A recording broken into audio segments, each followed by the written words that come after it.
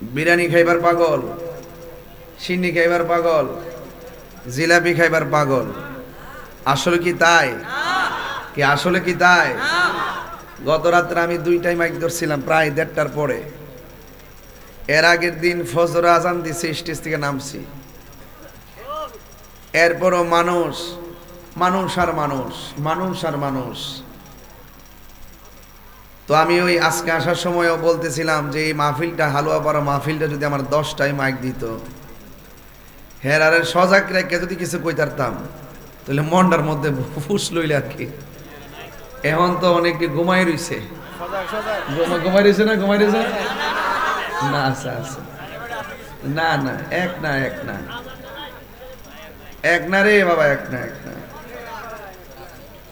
এই যা আল হক ওয়া যাহাকাল বাতিল, হক আর বাতিল কখনো এক হয় না। এরা সলম পাল্টায়, সলম। যারা সলম পাল্টায় তাদেরকে মলম দেই, মলম। কথা বলেন ঠিক কিনা বলেন? আরে সুন্নিরা গতানুগতিক তথাকথিত কোন দলের দালালি করে না। সুন্নিরা মদিনাওয়ালার প্রেমের দালালি করে। যেই সুন্নি আমার নবীকে ভালোবাসে, সে যেই কোনো দলের হোক, আমরা তারে ভালোবাসি। আর কেউ যদি আমার নবীকে ঘৃণা করে, আত্মর মারে তোর দল খেতা কিলাই।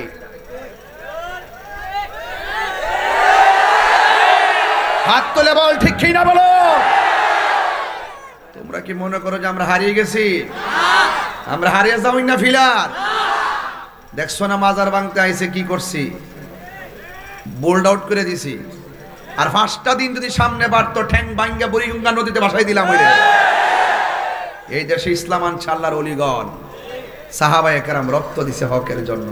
এই আয়াতটা যে দিছেন আমারে, এই আয়াতের আলোকে আমি আলোচনা করব। রক্ত দেওয়ার নাম ইসলাম। খানকার মধ্যে বসে থেকে তসবিহ টিপার নাম ইসলাম নয়। কথা বলেন ঠিক কিনা বলেন? এই জন্য যুবক ভাইয়ের আমার, হক আর বাতিল কখনো এক হতে পারে না। ঠিক কিনা বলেন ভাইয়ের আমার? এই জন্য মুসলমানদের সাথে কাফেরদের অনেক যুদ্ধ হয়েছে। কি হয়েছে? অনেক যুদ্ধ হয়েছে। এর মধ্যে প্রথম যুদ্ধটা ছিল বদরের যুদ্ধ। বদরের যুদ্ধ মুসলমান জিতেছে। কাফেররা প্রতিশোধের স্পৃহায় মেতে ওঠে মুসলমানদেরকে ধ্বংস করে দেওয়া কিংবা বিলুপ্ত করার জন্য। তারা দ্বিতীয় একটা ছক এঁকেছে। দ্বিতীয় যুদ্ধটা যেটা হয়েছিল সেটা ছিল উহুদের যুদ্ধ। জবানটা খুলে কোন কিসের যুদ্ধ? এই উহুদের যুদ্ধ হয়েছিল। এই উহুদের যুদ্ধে মুসলমানদের 70 জন শহীদ হয়েছিল, অসংখ্য তারা আহত হয়েছিল। আমার যুবক ভাইয়েরা, জবানটা খুলে বলেন, হককে প্রতিষ্ঠা করার মানুষে আমরা রাজপথে রক্ত দিতে চাই কি চাই না? আরো বড় করে বলুন, চাই কি চাই না? রক্ত দিবেন ভালো কথা, কিন্তু স্বাধীনতা অর্জন করার চেয়ে স্বাধীনতা রক্ষা করা অনেক কঠিন। ধরে রাখতে হবে শুধুমাত্র সাহাবায়ে কেরাম 1500 বছর আগে রক্ত দিয়ে ইসলামকে জিন্দা করে গিয়েছেন। আমরা শুধু সেই ঘটনা শুনলে চলবে না। আমরা সমাজের ভিতরে যখনই কোনো ধরনের বাতিল ইসলামের বিরুদ্ধে, নবীর বিরুদ্ধে, কোরআনের বিরুদ্ধে মাথাচাড়া দিয়া উঠবে, আমরা যার যার পীর মাশায়েখগুলো খানকা থেকে বের হয়ে রক্ত বিন্দুদেরকে নিয়ে তাদের দাঁত ভাঙা জবাব দিতে হবে। কথা বলেন ঠিক কিনা ভাইয়ের আমার? এই জন্য এখনো সময় আছে, এখনো সময় আছে। আমাদের সকলকে সজাগ থাকতে হবে। বাংলাদেশের এই ক্রাইসিস মুহূর্তে উলামায়ে কেরামদের একটা সুবর্ণ সুযোগ এসেছে। যদি তারা আগের মতন বাধা বিপত্তি দেয়, তাহলে যেই লাউ সেই কদু, বিভাজন থেকেই যাবে। সব কিছুর অনুসরণ করে যে দলগুলো সবাই যদি ঐক্যবদ্ধ হতে পারে, তাহলে নিশ্চয়ই ধর্মকে যারা ময়দানে লালন করে, ওয়াজ নসিহতের মাধ্যমে যে উলামায়ে কেরাম রাজপথে ময়দানে যারা হকের কথা বলে, আমার মনে হয় সে উলামায়ে কেরাম যার যার দল নিয়ে রাজপথ থেকে মসনদে যেতে পারবে। কথা বলেন ঠিক কিনা? এই জন্য আমি বলবো, আপনারা আজকে থেকে ওয়াদা, আপনারা এমন কোনো আচরণ করবেন না যে আচরণের দ্বারা শান্তিপ্রিয় মাধবপুর অশান্তির আগুন জ্বলে। কথা বলেন ঠিক কিনা? এই জন্য আমরা সুন্নিরা শান্তিতে বিশ্বাসী। আমরা সুন্নিরা কিসে বিশ্বাসী? আমরা সুন্নিরা শান্তিতে বিশ্বাসী। আমরা মারামারিতে বিশ্বাস করি না। এই জন্য আমার যুবক ভাইয়েরা অনুরোধ করে বলবো, আল্লাহর ওয়াস্তে শুধু ওয়াজ শুনবেন না, শুধু ঘটনা শুনবেন না, আজকে চেতনা হিসাবে হৃদয়কে লালন করবেন। তাইলে দেখবেন কবরে, হাসরে, মিজানে, পুলসিরাতে আমার রাহমাতুল লিল আলামিন আপনার জন্য আপন হয়ে যাবে। কথা বলেন ঠিক কিনা? এই জন্য যুবক ভাইয়েরা আমার, আল্লাহ রাব্বুল আলামিন কোরআনুল কারীমের মধ্যে বলেছেন, ইজ তুসঈদুন, যখন তোমরা আরোহণ করে যাচ্ছিলে। খুব খেয়াল দিবেন, আয়াত নম্বর 153, সূরার নাম সূরা আল ইমরান। এই আয়াতটুকু আমি পড়ে পড়ে অর্থগুলো অবতারণা করব, এরপরে আমি আপনাকে মূল ঘটনার দিকে নিয়ে যাব। আল্লাহ রাব্বুল আলামিন বলছেন, ইজ তুসঈদুন, যখন তোমরা স্মরণ করো সেই সময়ের কথা যখন তোমরা আরোহণ করে যাচ্ছিলে। ওয়ালা তালফুনা আলা আহাদিন, যখন তোমরা কারো দিকে ফিরে দেখছিলে না। ওয়ার রাসূলু ইয়াদউকুম, আল্লাহর হাবিব তোমাদেরকে ডাকছিলেন। ফি উখরাকুম, তোমাদের পেছন থেকে। ফা আসাবাকুম গাম্মান বিগাম্মিন, অতঃপর তোমাদের উপরে হতাশার উপরে হতাশা, তোমাদের উপরে দুঃখের উপর দুঃখ নেমে এসেছে। চিৎকার মেরে কি আল্লাহু আকবার বলবেন না? তোমরা আরোহণ করে যাচ্ছিলে, তোমরা আরোহণ করে যাচ্ছিলে, কারো দিকে ফিরেও তাকাচ্ছিলে না। এখন কোথায় আরোহণ করছিলে? কখন করছিলে? কারো দিকে ফিরেও যাচ্ছিলে না। কেন ফিরে তাকাচ্ছিলে না? এই কথাটা আমি বলবো। রাসূল তোমাদেরকে পেছন থেকে ডাকছিল, অনন্তর তোমাদের উপরে দুঃখ আর তোমাদের উপর দুঃখ আর দুঃখ গ্রাস করেছে।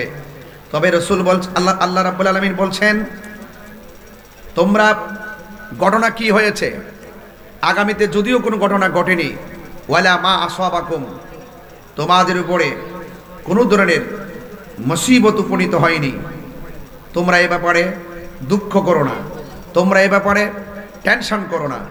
তোমরা কেন এই জায়গাটা পরিবর্তন করেছিলে? এই জায়গা থেকে কেন একজন আরেকজনের ডাক শুনছিলে না? ওয়াল্লাহু খাবীরুম বিমা তা'মালুন, আল্লাহ রাব্বুল আলামিন সব কিছুই জানে। এখন জবানটা খুলে বলুন, আমাদের সব কিছু জানার ক্ষমতা একজনের। জবান খুলে বলেন তিনি কে? এই আওয়াজে মানি না, জোরে বলেন তিনি কে? এই জন্য যুবক ভাইয়ের আমার, এই হলো আয়াতের আয়াত, এই হলো আয়াতের অর্থ। আমি আপনাদেরকে একটা ঘটনার দিকে অবতারণা করব, তাইলে বুঝতে পারবেন ওই উপত্যকা কারা আরোহণ করেছিল, রাসূল কাকে কি বলছিল, এবং তারা কেন এই জায়গাটা ছেড়ে দিয়েছিল। রাসূল কেন দুঃখের উপরে দুঃখ তাদের উপরে কেন অনুভব করেছিলেন, কেন তাদের উপরে দুঃখের উপর দুঃখ আসলো। এক নম্বর দুঃখ আসলো যে এই যুদ্ধে তোমরা পরাজিত হয়েছিলে, এখানে তোমাদের অনেকেই শহীদ হয়েছিল, অনেকে কি হয়েছিল?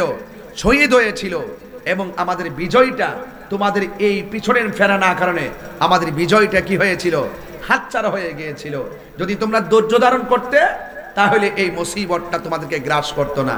তাহলে পরিষ্কার ভাষায় আপনারা বলুন, ধৈর্যশীলদের সাথে একজন আছে। জবানটা খুলে বলুন তিনি কে? আরো বড় করে বলেন তিনি কে? এই জন্য যুবক ভাইবার, এই মুহূর্তে যদি আমাকে কেউ আক্রমণ করতে আসে, কেউ যদি বলে সূরা আল ইমরানের 153 নম্বর আয়াতের অর্থ করতে বলেছে আপনাকে, এই আয়াতের অর্থ এখানে করা যাবে না, আপনারা কি মাঠ থেকে পলায়ন করবেন? পলায়ন করবেন? করবেন না। কারণ এই কোরআনের পক্ষে থাকতে হবে। এই বিধানটা মোল্লার নয়। জবানটা খুলে বলেন সেই বিধানটা কার? তো আল্লাহর বিধানের উপর অবিচল থাকার নামই হলো সবর। যত তুফান আসুক, যত ঝড় আসুক, যাই আসুক না কেন, আমরা হকের পথ থেকে পিছপা হব না। এই হলো মোট সামারি। এবার আসেন একটু সামনে যাই। বলেন, আল্লাহ রাব্বুল আলামিন কোরআনের মধ্যে বলে দিয়েছেন, আমি আল্লাহ যারে ভালোবাসবো, আমি আল্লাহ তারে পরীক্ষা করব, ধন সম্পদ দিয়াও দেখাইও পরীক্ষা করব, ধন সম্পদ কাইরা নিয়েও পরীক্ষা করব। আমি আল্লাহকে যারা মহব্বত করবে, আমি আল্লাহকে যারা ভালোবাসবে, আমি আল্লাহ রাব্বুল আলামিন তাদেরকে রোগ দিয়া পরীক্ষা করব, বিমার দিয়া পরীক্ষা করব, আল্লাহ রাব্বুল আলামিন কুরআনে বলে দিয়েছেন ওয়ালা নাবলুওয়ান্নাকুম বিশাইইম মিনাল খাউফি ওয়াল জু'i ওয়া নাকসিম মিনাল আমওয়ালি ওয়াল আনফুসি ওয়াস সামারাত ওয়া বাশশিরিস সাবিরিন। আল্লাহ রাব্বুল আলামিন বলেন আমি আল্লাহকে যারা ভালোবাসবে ওয়ালা নাবলুওয়ান্নাকুম তোমাদেরকে অবশ্যই পরীক্ষা করব, তোমাদেরকে আমি আল্লাহ ভয় দিয়ে পরীক্ষা করব, আমি আল্লাহ তোমাদেরকে অভাব দিয়ে পরীক্ষা করব, আমি আল্লাহ তোমাদেরকে নুকসান দিয়ে পরীক্ষা করব, আমি আল্লাহ তোমাদেরকে বিমার দিয়ে পরীক্ষা করব, আমি আল্লাহ তোমাদেরকে খোদা দিয়ে পরীক্ষা করব। এই সমস্ত পরীক্ষার মধ্যে যদি তোমরা ধৈর্য ধারণ করতে পারো, আল্লাহ রাব্বুল আলামিন কোরআনে বলে দিয়েছেন ওয়া বাশশিরিস সাবিরিন। আপনারা জবান খুলে কোন ধৈর্যশীলদের সঙ্গে একজন আছেন, জবান খুলে বলুন তিনি কে? এই আওয়াজে মানি না, জবান খুলে বলুন তিনি কে? ইন্নাল্লাহা মা'আস সাবিরিন।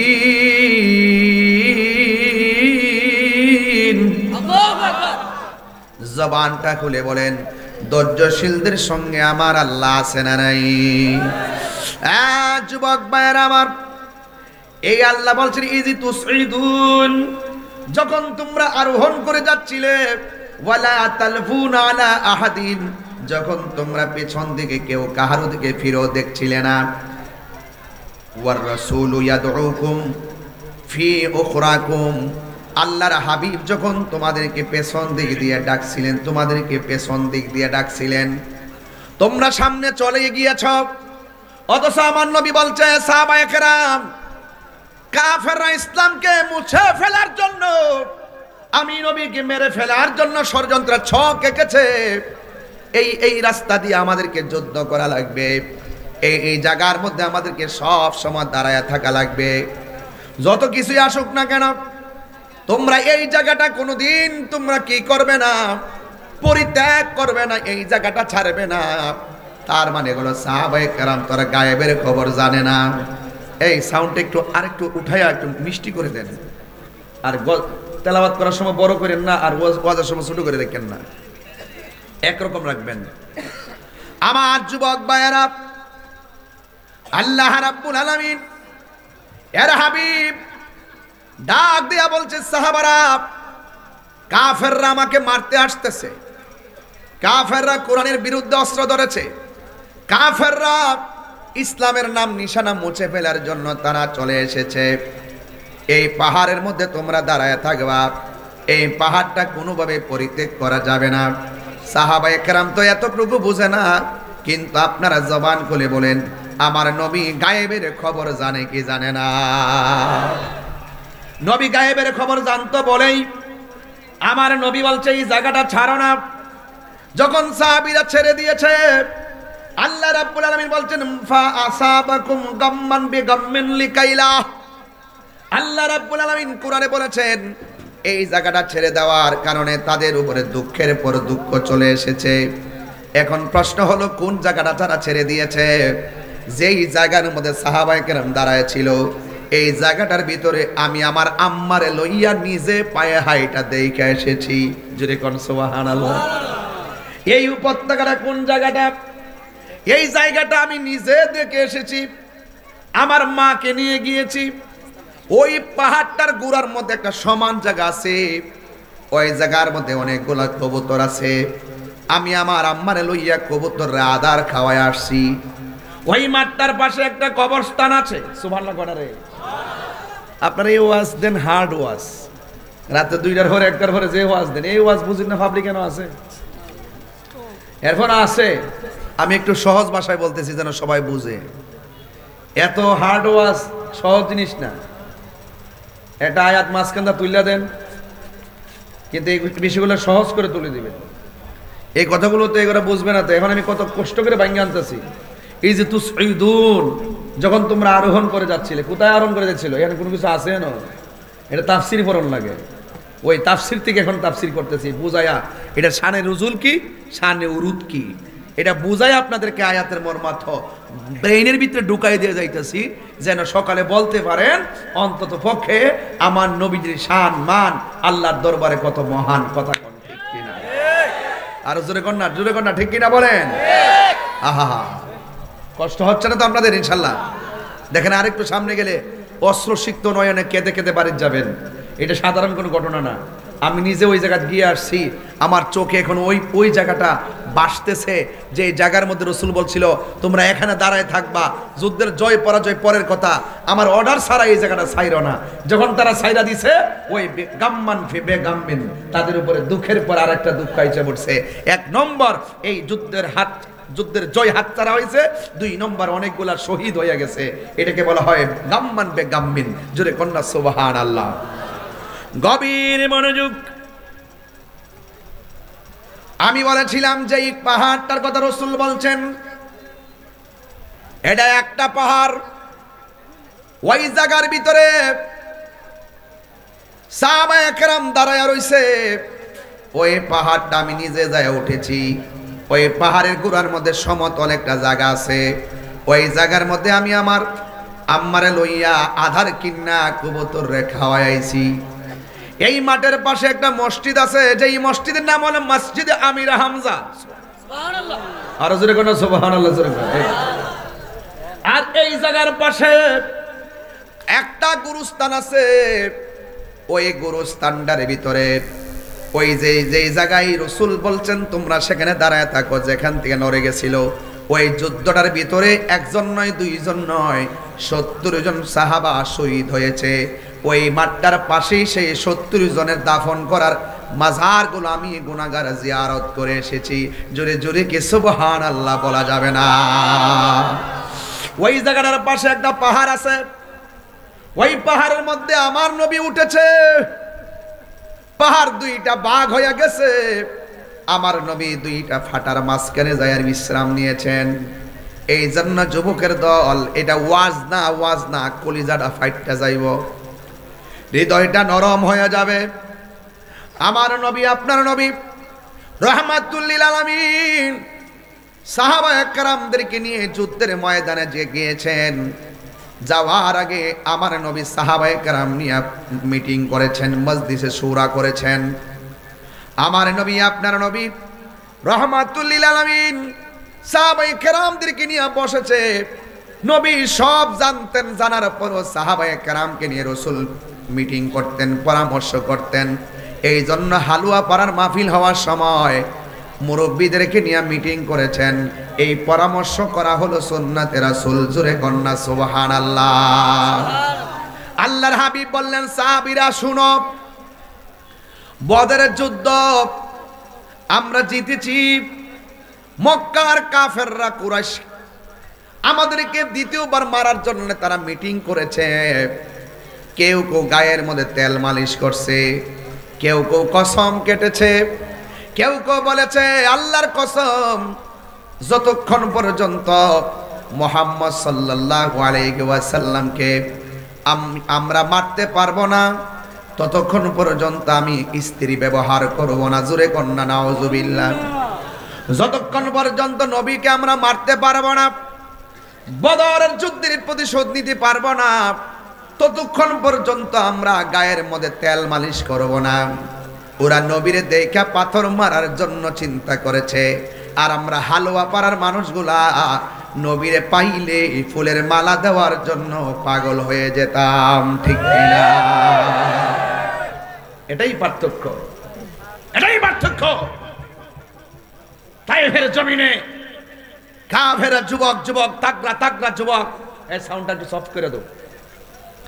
তায়েফের জমিনে তাগড়া যুবক আমার নবীকে দেখে পাথর মেরেছে। আর রাত্র 1টার পরে হালুয়া পাড়ার মানুষ যেভাবে বসেছেন, আরে যুবকরা তো রাসূলকে দেখে পাথর মেরে রক্তাক্ত করেছে। আর ওই তায়েফের জমিনে যদি হালুয়া পাড়ার মানুষগুলো যদি থাকতো, ওই তায়েফের যুবকরা যদি মুস্তাফার বদন মোবারকের দিকে পাথর মারতো, এই হালুয়া পাড়ার আশেকগুলো তাদের বুকটা পাথরের বরাবর পেতে দিত, মুস্তাফার গায়ে একটা পাথর লাগতে দিত না। হাত তুলে বলেন ঠিক কিনা বলেন? নারে তাকবীর, আল্লাহু আকবার, নারে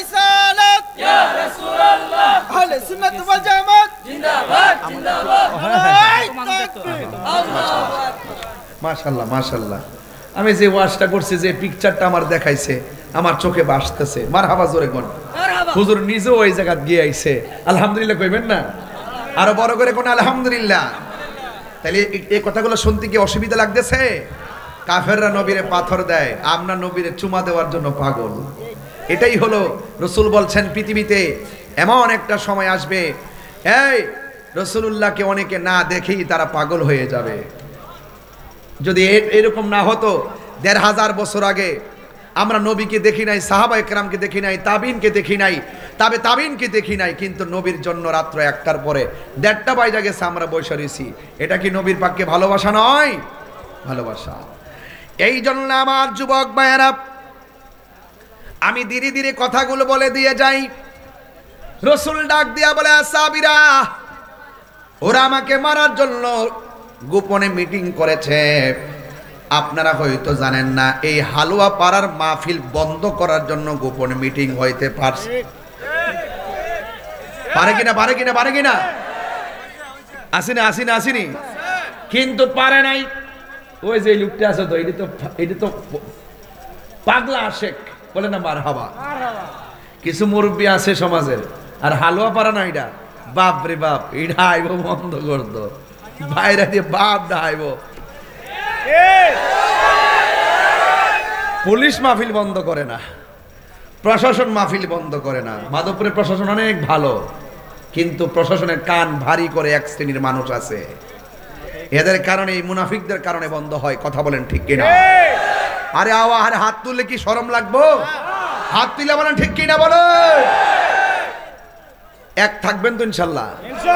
কোন এক থাকবেন তো ইনশাল্লাহ? আমি এই মাহফিলে আসি কত বছর ধরে? আমি তাহিরুজকে 15 বছর আগের বক্তা, 15 বছর ধরে আসতেছি মাহফিলে। এরপরে সবার পরে ওয়াজ করি নাকি? আপনারা এত ভালোবাসেন আমাকে, ভালোবাসেন কার জন্য? আমার সুরের জন্য, চেহারার জন্য, টাকার জন্য, বাড়ির জন্য, গাড়ির জন্য, ব্যবসার জন্য? আমরা একজন আরেকজনকে ভালোবাসি শুধুমাত্র নবীর জন্য। ঠিক কি না বলেন? 3 বার কোন ইয়া রাসূলুল্লাহ। নবী মাহফিলটা দেখার ক্ষমতা আছে না নাই? এই যে আমি যে বলবো, এই যে ওয়াজটাই করব, আসাবাকুম গাম্মান বেগাম্মিন, এখানে আমার আলোচনা আজকে চলবে। দুঃখের পর দুঃখ, আসলে কি দুঃখ নাকি এটার ভিতরে সুখ আছে, এটা আমি প্রমাণ করে দেওয়া যাবে ইনশাআল্লাহ। মারহাবা, জোরে কোন। তবে সময় আমার আর আধা ঘন্টার সময় দিবেন তো ইনশাআল্লাহ? ইনশাআল্লাহ, আল্লাহ কবুল করুক, আমিন কোন। আমাদের জন্য তাবারক আছে নাকি? আলহামদুলিল্লাহ। এত কথা কয় না, কথা বন্ধ করো, এটা বন্ধ করো।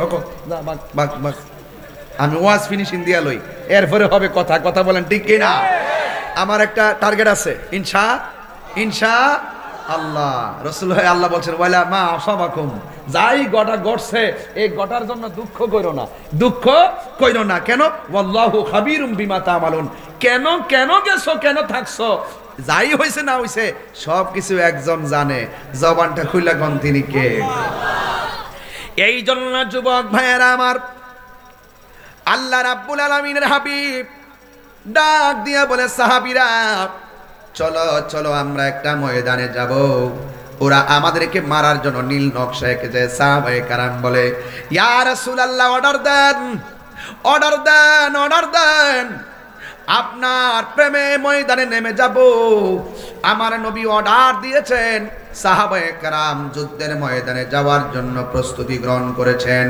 এই যুদ্ধের ময়দানে, যেই ময়দানে সাহাবায়ে কেরাম ছিল, ওই ময়দানের মধ্যে সবচাইতে বীরঙ্গনা, বীর মহিলাদের মধ্যে অনেক মহিলা ছিল ওই ময়দানের ভিতরে, অত্যন্ত সাহসী।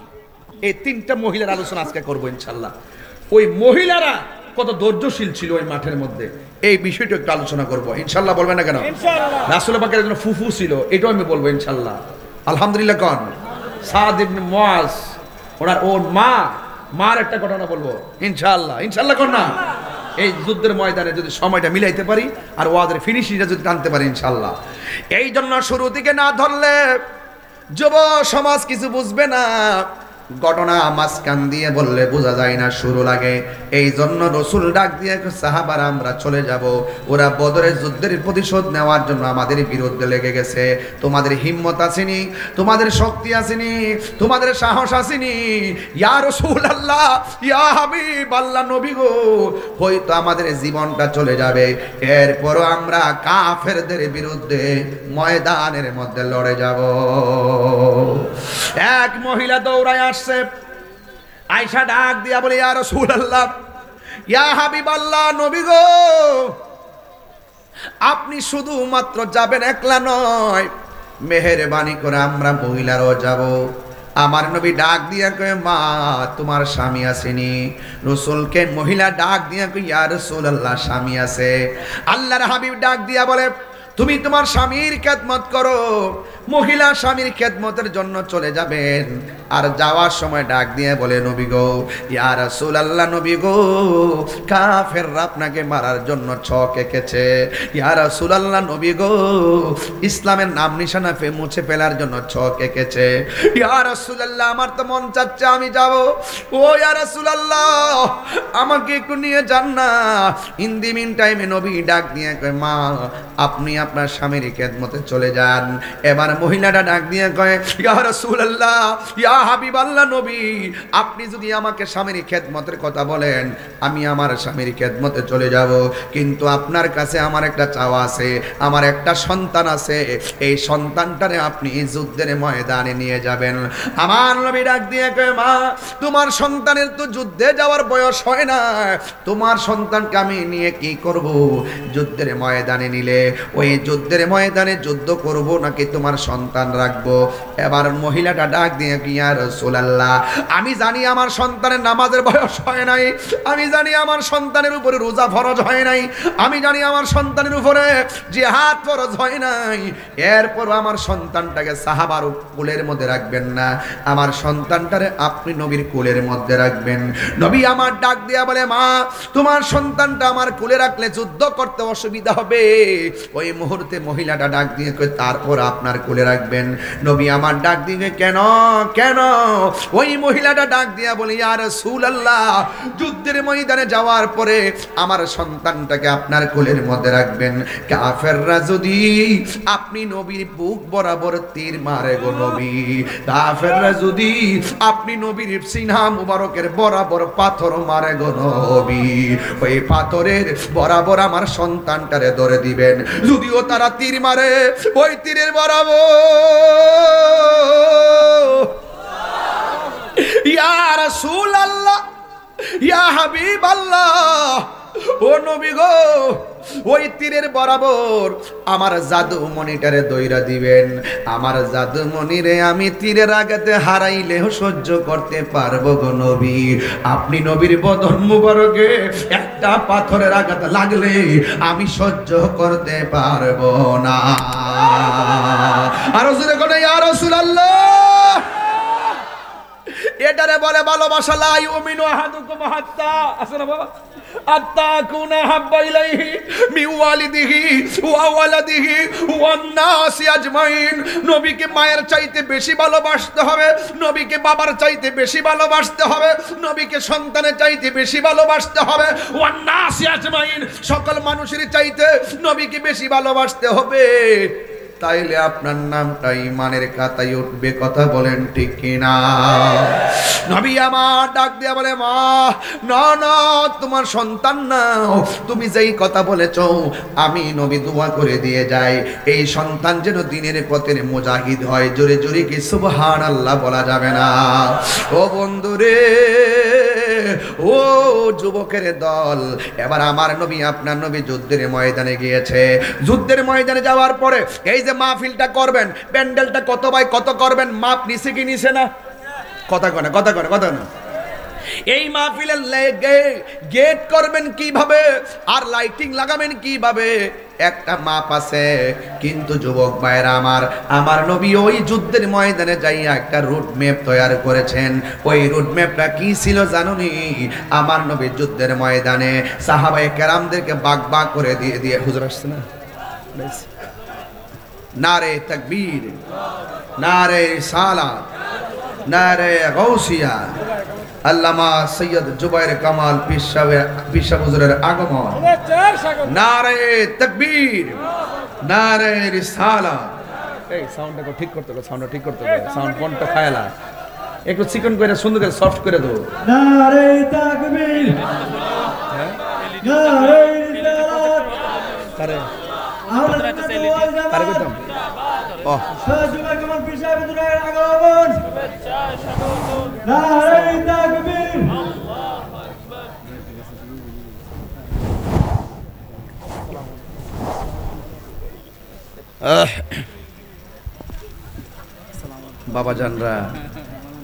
বাবাজানরা আপনাদের কি কষ্ট হচ্ছে? আপনারা কি ঘুমিয়ে গেছেন? আমি যে আলোচনা করতেছি আপনাদের বুঝতে অসুবিধা হইতেছে? আমি কিন্তু আস্তে আস্তে জায়গায় চলে আসতেছি, ইনশাল্লাহ। কর না কেন? তো শুরু থেকে না ধরলে বুঝবেন না তো দেশটা কোথায় আর বাড়িটা কোথায়। কথা কন ঠিক কিনা? রুটম্যাপ ছাড়া কাজ করা যাবে? আমার নবী যে একজন নবী ছিলেন, তিনি কেমন সামরিক যোদ্ধা ছিলেন, তিনি কিভাবে শুধুমাত্র নবী যে ছিলেন নয়, রাসূল পাকের মাঝে ছিলেন সম্পূর্ণ দুনিয়ার যাবতীয় উতীত বিজাওয়ামিল কালিমে, সকল ভাষাগত যত জ্ঞান আছে সব জ্ঞান আপনারা জবান খুলে কোন রাসূলুল্লাহর সিনার মধ্যে দিয়েছেন কে? আল্লাহ। এই মনিটরে সাউন্ড দাও, গভীর মনোযোগ।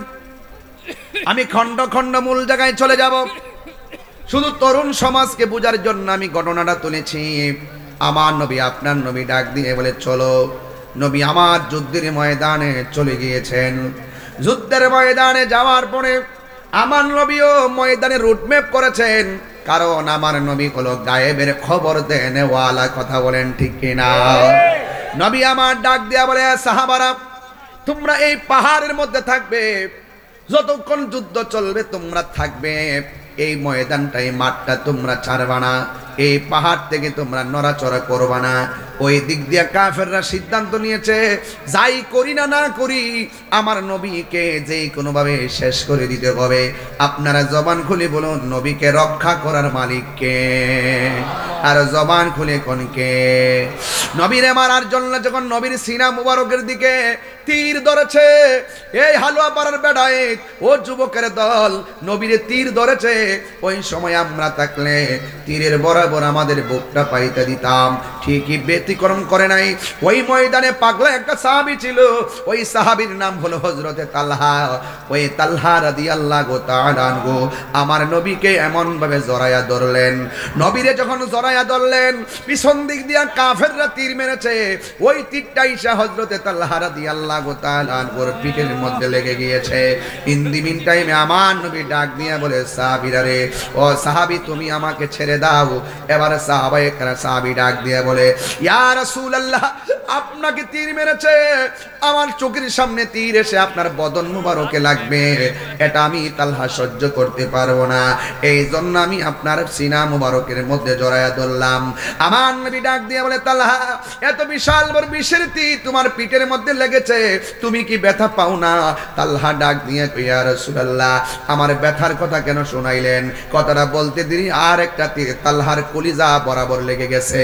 আমার নবী ডাক দিয়ে, তালহা তুমি আমাকে ছেড়ে দাও, তোমাকে এমন ভাবে জড়াইয়া ধরেছে, তালহা তুমি কি ব্যথা পাও না? কথাটা বলতে দেরি মাথার মধ্যে একটা পাথর দিয়ে মাথাটা ছিটটা গেছে। এবার আমার নবী ডাক দিয়ে কই, তালহা তুমি আমারে জড়াইয়া দইরা এমন কষ্ট করতেছো, তুমি আমাকে মেহেরবানি করে তোমাকে ছেড়ে দাও। ইয়া রাসূলুল্লাহ, আমি আপনাকে ছাড়বো না। আমার চোখের সামনে আপনাকে এমন ভাবে মারবে, আর আমার সামনে আপনার বদন মুবারকে তীর লাগবে, আমি এটা সহ্য করতে পারবো না।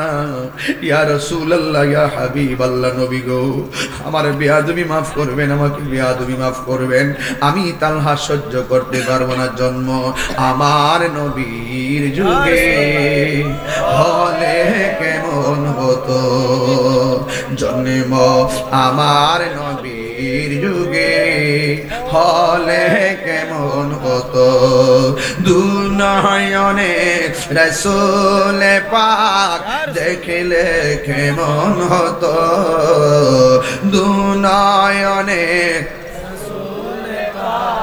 দেখলে কেমন হতো, জন্ম আমার নবীর যুগে হলে কেমন হতো আসিত বেশে হজরতে বেলালের মধুর আজান সে আজানে ছিল এমন প্রেম মুগ্ধ রহমান আসিত ভেসে হজরতে বেলালের মধুর আজান সেই আজানে ছিল এমন প্রেম মুগ্ধ রহমান দয়াল নবীর পিছে নামাজ পড়লে কেমন হতো দয়াল নবীর পিছে নামাজ মন হতো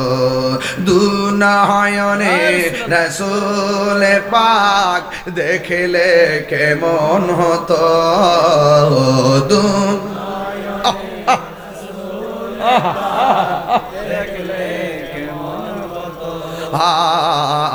জন্ম আমার নবীর যুগে হায়রে ও আমার হালুয়া পাড়ার বাবা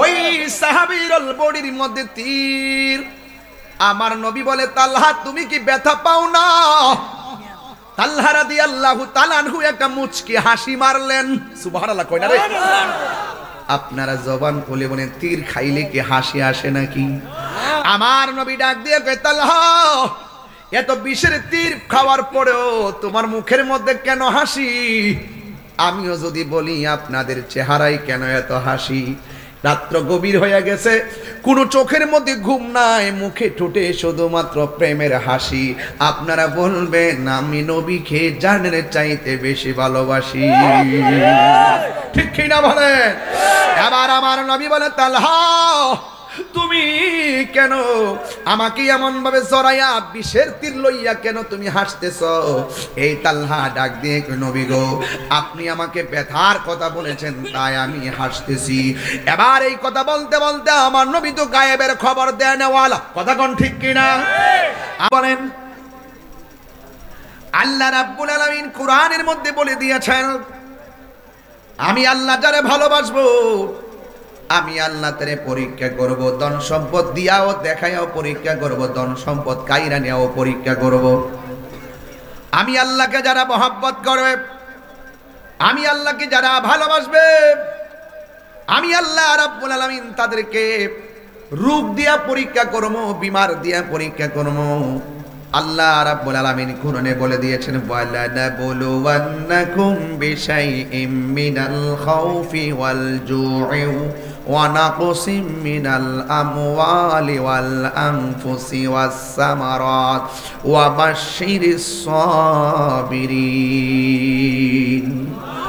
আল্লাহ রাব্বুল আলামিন বলেন আমি আল্লাহকে যারা ভালোবাসবে ওয়ালা নাবলুওয়ান্নাকুম তোমাদেরকে অবশ্যই পরীক্ষা করব তোমাদেরকে আমি আল্লাহ ভয় দিয়ে পরীক্ষা করব আমি আল্লাহ তোমাদেরকে অভাব দিয়ে পরীক্ষা করব আমি আল্লাহ তোমাদেরকে নুকসান দিয়ে পরীক্ষা করব আমি আল্লাহ তোমাদেরকে বিমার দিয়ে পরীক্ষা করব আমি আল্লাহ তোমাদেরকে খোদা দিয়ে পরীক্ষা করব এই সমস্ত পরীক্ষার মধ্যে যদি তোমরা ধৈর্য ধারণ করতে পারো আল্লাহ রাব্বুল আলামিন কোরআনে বলে দিয়েছেন ওয়া বাশশিরিস সাবিরিন আপনারা জবান খুলে কোন ধৈর্যশীলদের সঙ্গে একজন আছেন জবান খুলে বলুন তিনি কে এই আওয়াজে মানি না জবান খুলে বলেন তিনি কে ইন্নাল্লাহা মা'আস সাবিরিন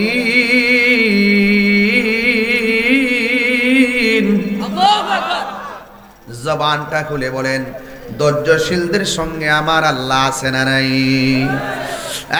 যুবক ভাইয়েরা আমার এই আল্লাহ বলছেন ইজি তুসঈদুন যখন তোমরা আরোহণ করে যাচ্ছিলে ওয়ালা তালফুন আলা আহাদিন যখন তোমরা পেছন দিকে কেউ কাহারো দিকে ফিরেও দেখছিলে না ওয়ার রাসূলু ইয়াদউকুম ফি উখরাকুম আল্লাহর হাবিব যখন তোমাদেরকে পেছন দিক দিয়ে ডাকছিলেন তোমাদেরকে পেছন দিক দিয়ে ডাকছিলেন তোমরা সামনে চলে গিয়েছ, অথচ আমার নবী বলছে সাহাবায়ে কেরাম কাফেররা ইসলামকে মুছে ফেলার জন্য, আমি নবীকে মেরে ফেলার জন্য ষড়যন্ত্র ছক এঁকেছে। এই রাস্তা দিয়ে আমাদেরকে যুদ্ধ করা লাগবে, এই জায়গার মধ্যে আমাদেরকে সব সময় দাঁড়ায় থাকা লাগবে। যত কিছুই আসুক না কেন তোমরা এই জায়গাটা কোনোদিন তোমরা কি করবে না, পরিত্যাগ করবে না, এই জায়গাটা ছাড়বে না। তার মানে হলো সাহাবায়ে কেরাম তারা গায়েবের খবর জানে না। এই সাউন্ড একটু আরেকটু উঠাইয়া একটু মিষ্টি করে দেন, আর তেলাওয়াত করার সময় বড় করেন না, আর ওয়াজের সময় ছোট করে রাখেন না, একরকম রাখবেন। আমার যুবক ভাইয়েরা, আল্লাহ রাব্বুল আলামিন এর হাবিব ডাক দিয়া বলছে সাহাবারা, কাফেররা আমাকে মারতে আসতেছে, কাফেররা কোরআনের বিরুদ্ধে অস্ত্র ধরেছে, কাফেররা ইসলামের নাম নিশানা মুছে ফেলার জন্য তারা চলে এসেছে। এই পাহাড়ের মধ্যে তোমরা দাঁড়ায় থাকবা, এই পাহাড়টা কোনোভাবে পরিত্যাগ করা যাবে না। সাহাবায়ে কেরাম তো এতটুকু বুঝে না, কিন্তু আপনারা জবান খুলে বলেন আমার নবী গায়েবের খবর জানে কি জানে না? নবী গায়েবের খবর জানতো বলেই আমার নবী বলছে এই জায়গাটা ছাড়ো না। যখন সাহাবীরা ছেড়ে দিয়েছে, আল্লাহ রাব্বুল আলামিন বলছেন ফা আসাবাকুম গাম্মান বিগাম্মিন লিকাইলা। আল্লাহ রাব্বুল আলামিন কোরআনে বলেছেন এই জায়গাটা ছেড়ে দেওয়ার কারণে তাদের উপরে দুঃখের পর দুঃখ চলে এসেছে। এখন প্রশ্ন হলো কোন জায়গাটা তারা ছেড়ে দিয়েছে? যেই জায়গার মধ্যে সাহাবায়ে কেরাম দাঁড়ায় ছিল, এই জায়গাটার ভিতরে আমি আমার আম্মারে লইয়া নিজে পায়ে হাইটা দেখে এসেছি। জোরে কোন সুবহানাল্লাহ। এই উপত্যকাটা কোন জায়গাটা? এই জায়গাটা আমি নিজে দেখে এসেছি, আমার মাকে নিয়ে গিয়েছি। ওই পাহাড়টার গোড়ার মধ্যে একটা সমান জায়গা আছে, ওই জায়গার মধ্যে অনেকগুলা কবুতর আছে। আমি আমার আম্মারে লইয়া কবুতররা আদার খাওয়ায় আসছি। ওই মাঠটার পাশে একটা কবরস্থান আছে। সুবহানাল্লাহ করে আপনারা এই ওয়াজ দেন, হার্ড ওয়াজ, রাতে 2টার পরে 1টার পরে যে ওয়াজ দেন, এই ওয়াজ বুঝেন না পাবলিক কেন আছে? এরপর আছে আমি একটু সহজ ভাষায় বলতেছি যেন সবাই বুঝে। এত হার্ড ওয়াজ সহজ জিনিস না। একটা আয়াত মাঝখানটা তুলে দেন, কিন্তু এই বিষয়গুলো সহজ করে তুলে দিবেন। এই কথাগুলো তো এগুলো বুঝবে না। তো এখন আমি কত কষ্ট করে ভাঙ্গে আনতেছি। এই যে তুসঈদুন, যখন তোমরা আরোহণ করে যাচ্ছিলে, কোথায় আরোহণ করে যাচ্ছিল? এখানে কোনো কিছু আছে না? এটা তাফসির পড়ন লাগে। ওই তাফসির থেকে এখন তাফসির করতেছি বুঝায়া, এটা শানে নুজুল কি, শানে উরুদ কি, এটা বুঝাই আপনাদেরকে আয়াতের মর্মার্থ ব্রেইনের ভিতরে ঢুকাই দিয়ে যাইতেছি, যেন সকালে বলতে পারেন অন্তত পক্ষে আমার নবীজির শান মান আল্লাহর দরবারে কত মহান। কথা কোন ঠিক কিনা? আর জোরে কন্যা, জোরে কন্যা, ঠিক কিনা বলেন? আহা, কষ্ট হচ্ছে না তো আপনাদের? ইনশাল্লাহ। দেখেন আরেকটু সামনে গেলে অশ্রুসিক্ত নয়নে কেঁদে কেঁদে বাড়ি যাবেন। এটা সাধারণ কোনো ঘটনা না। আমি নিজে ওই জায়গায় গিয়ে আসছি, আমার চোখে এখন ওই জায়গাটা বাসতেছে, যে জায়গার মধ্যে রাসূল বলছিল তোমরা এখানে দাঁড়ায় থাকবা, যুদ্ধের জয় পরাজয় পরের কথা, আমার অর্ডার ছাড়া এই জায়গাটা ছাইরো না। যখন তারা ছাইরা দিছে, ওই গাম্মান ফি বেগাম্মিন, তাদের উপরে দুঃখের পর আরেকটা দুঃখ আইসা পড়ছে। 1 নম্বর এই যুদ্ধের জয় হাতছাড়া হয়েছে, 2 নম্বর অনেকগুলা শহীদ হয়ে গেছে। এটাকে বলা হয় গাম্মান বেগাম্মিন। জোরে কন্যা সুবহানাল্লাহ। গভীর মনোযোগ। আমি বলেছিলাম যে এই পাহাড়টার কথা রাসূল বলছেন, এটা একটা পাহাড়। ওই জায়গার ভিতরে সাহাবায়ে কেরাম দাঁড়ায় রইছে। ওই পাহাড়টা আমি নিজে যায় উঠেছি। ওই পাহাড়ের গোড়ার মধ্যে সমতল একটা জায়গা আছে। ওই জায়গার মধ্যে আমি আমার আম্মারে লইয়া আধার কিন্না কবুতর রে খাওয়াইছি। এই মাঠের পাশে একটা মসজিদ আছে, যেই মসজিদের নাম হলো মসজিদ আমির হামজা। সুবহানাল্লাহ। আর জোরে কোন সুবহানাল্লাহ জোরে কোন। আর এই জায়গার পাশে একটা গুরুস্থান আছে। ওই গুরুস্থানটার ভিতরে ওই যেই জায়গায় রাসূল বলছেন তোমরা সেখানে দাঁড়ায় থাকো, যেখান থেকে নড়ে গেছিল, ওই যুদ্ধটার ভিতরে 1 জন নয় 2 জন নয় 70 জন সাহাবা শহীদ হয়েছে। ওই মাঠটার পাশেই সেই 70 জনের দাফন করার মাজারগুলো আমি গুনাহগার জিয়ারত করে এসেছি। জোরে জোরে কি সুবহানাল্লাহ বলা যাবে না? ওই জায়গাটার পাশে একটা পাহাড় আছে, ওই পাহাড়ের মধ্যে আমার নবী উঠেছে। পাহাড় দুইটা ভাগ হয়ে গেছে, আমার নবী দুইটা ফাটার মাঝখানে যায় আর বিশ্রাম নিয়েছেন। এই জন্য যুবকের দল, এটা ওয়াজ না, কলিজাটা ফাইটটা যাইব, হৃদয়টা নরম হয়ে যাবে। আমার নবী, আপনার নবী রাহমাতুল লিল আলামিন সাহাবায়ে কেরামদেরকে নিয়ে যুদ্ধের ময়দানে যে গিয়েছেন, যাওয়ার আগে আমার নবী সাহাবায়ে কেরাম নিয়ে মিটিং করেছেন, মজলিসে শুরা করেছেন। আমার নবী, আপনার নবী রাহমাতুল লিল আলামিন সাহাবায়ে কেরামদেরকে নিয়ে বসেছে। নবী সব জানতেন, জানার পরও সাহাবায়ে কেরামকে নিয়ে রাসূল মিটিং করতেন, পরামর্শ করতেন। এই জন্য হালুয়া পাড়ার মাহফিল হওয়ার সময় মুরব্বীদেরকে নিয়ে মিটিং করেছেন। এই পরামর্শ করা হলো সুন্নাতে রাসূল। জোরে কন্যা সুবহানাল্লাহ। আল্লাহর হাবিব বললেন, সাহাবীরা শুনো, বদরের যুদ্ধ আমরা জিতেছি। মক্কার কাফেররা, কুরাইশ আমাদেরকে দ্বিতীয়বার মারার জন্য তারা মিটিং করেছে। কেউ কেউ গায়ের মধ্যে তেল মালিশ করছে, কেউ কেউ কসম কেটেছে, কেউ কেউ বলেছে আল্লাহর কসম, যতক্ষণ পর্যন্ত মুহাম্মদ সাল্লাল্লাহু আলাইহি ওয়াসাল্লামকে আমরা মারতে পারবো না, ততক্ষণ পর্যন্ত আমি স্ত্রী ব্যবহার করব না। জোরে কন্যা নাউজুবিল্লাহ। যতক্ষণ পর্যন্ত নবীকে আমরা মারতে পারবো না, বদরের যুদ্ধের প্রতিশোধ নিতে পারবো না, ততক্ষণ পর্যন্ত আমরা গায়ের মধ্যে তেল মালিশ করব না। ওরা নবীরে দেখা পাথর মারার জন্য চিন্তা করেছে, আর আমরা হালুয়া পাড়ার মানুষগুলা নবীরে পাইলে ফুলের মালা দেওয়ার জন্য পাগল হয়ে যেতাম। ঠিক কিনা? এটাই পার্থক্য, এটাই পার্থক্য। তাইফের জমিনে কাফের যুবক যুবক তাগড়া তাগড়া যুবক, এই সাউন্ডটা একটু সফট করে দাও।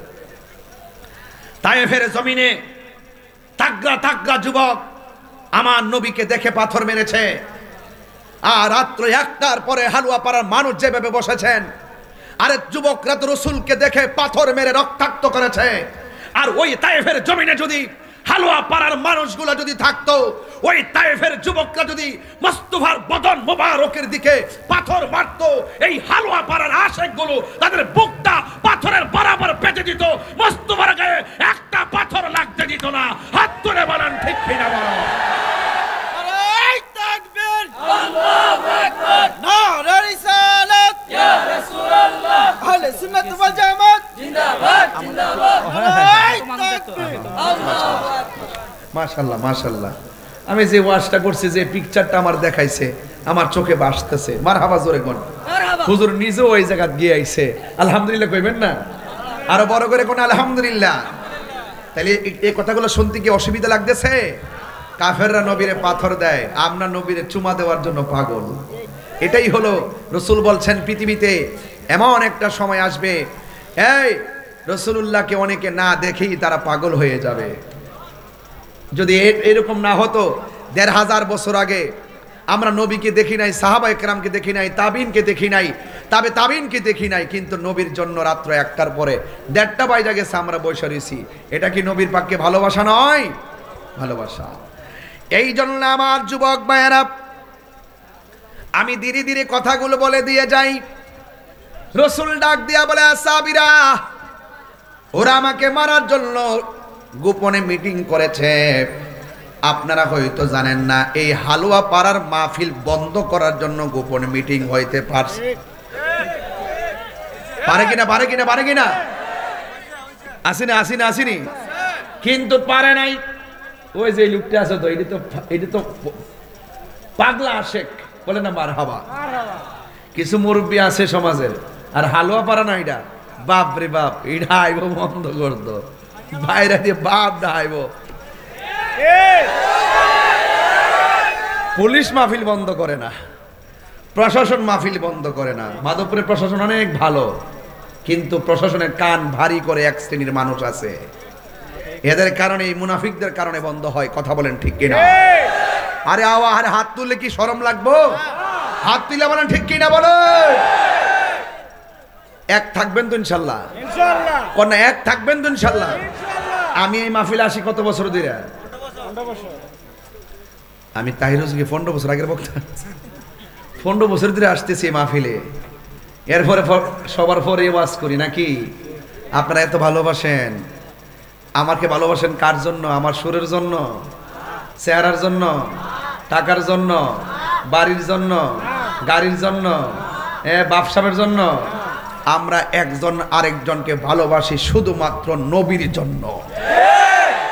ঠিক কি না বলেন? 3 বার করি ইয়া রাসূলুল্লাহ।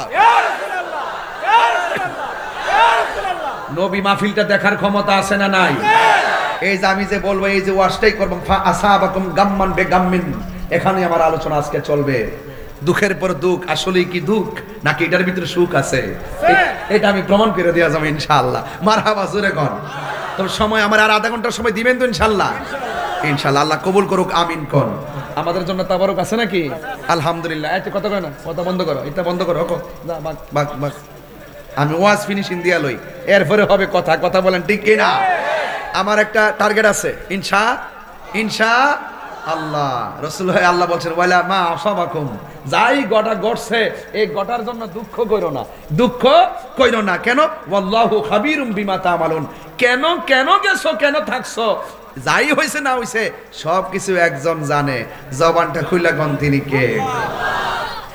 এই জন্য যুবক ভাইয়েরা আমার, আল্লাহ রাব্বুল আলামিনের হাবিব ডাক দিয়া বলে, সাহাবীরা চলো চলো আমরা একটা ময়দানে যাব। ওরা আমাদেরকে মারার জন্য নীল নকশা এঁকেছে। সাহাবায়ে কেরাম বলে, ইয়া রাসূলুল্লাহ, অর্ডার দেন, অর্ডার দেন, অর্ডার দেন, আপনার প্রেমে ময়দানে নেমে যাব। আমার নবী অর্ডার দিয়েছেন, সাহাবায়ে কেরাম যুদ্ধের ময়দানে যাওয়ার জন্য প্রস্তুতি গ্রহণ করেছেন। এই যুদ্ধের ময়দানে, যেই ময়দানে সাহাবায়ে কেরাম ছিল, ওই ময়দানের মধ্যে সবচাইতে বীরঙ্গনা, বীর মহিলাদের মধ্যে অনেক মহিলা ছিল ওই ময়দানের ভিতরে, অত্যন্ত সাহসী। এই 3টা মহিলার আলোচনা আজকে করবো ইনশাল্লাহ।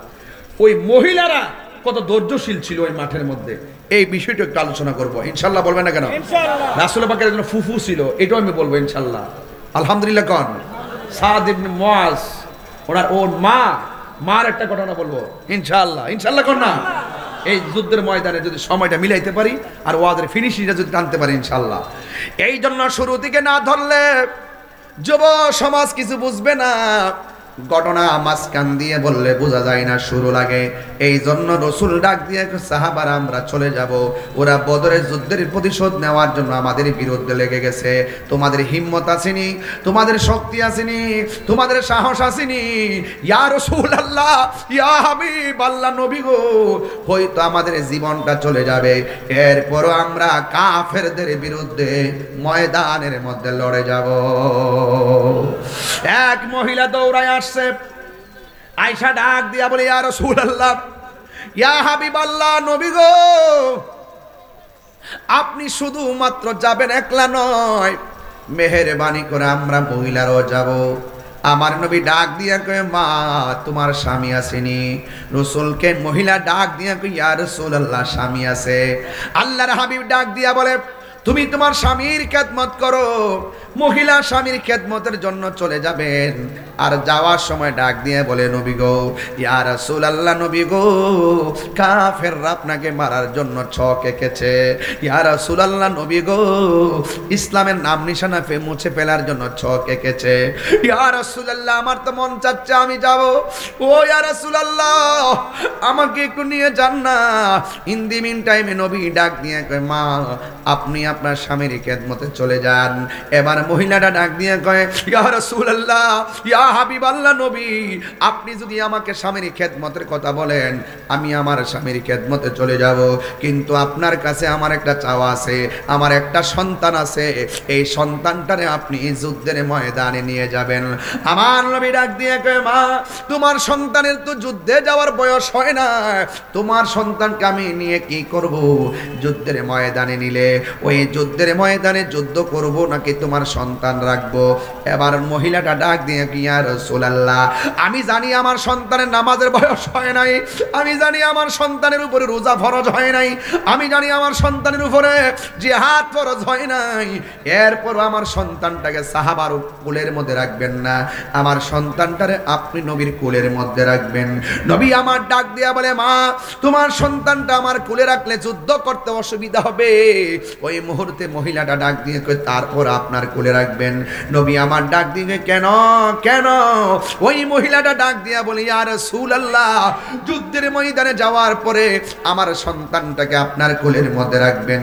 কাফেররা যদি আপনি নবীর বুক বরাবর তীর মারে গো নবী, কাফেররা যদি আপনি নবীর সিনা মুবারকের বরাবর পাথর মারে গো নবী, ওই পাথরের বরাবর আমার সন্তানটারে ধরে দিবেন। যদিও তারা তীর মারে, ওই তীরের বরাবর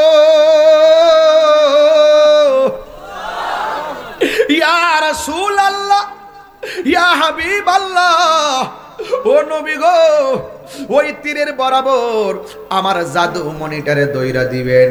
আমার জাদু মনিরে আমি তীরের আঘাতে হারাইলেও সহ্য করতে পারবো গো নবী।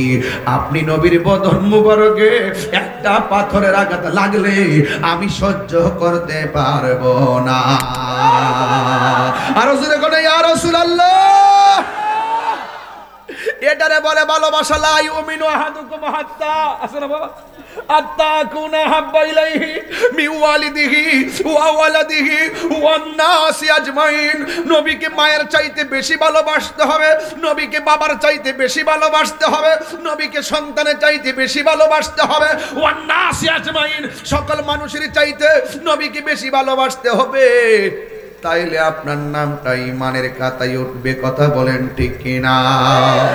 নবী আমার ডাক দিয়া বলে, মা না না, তোমার সন্তান নাও, তুমি যেই কথা বলেছ আমি নবী দোয়া করে দিয়ে যাই, এই সন্তান যেন দিনের পথের মুজাহিদ হয়। জোরে জোরে কি সুবহানাল্লাহ বলা যাবে না?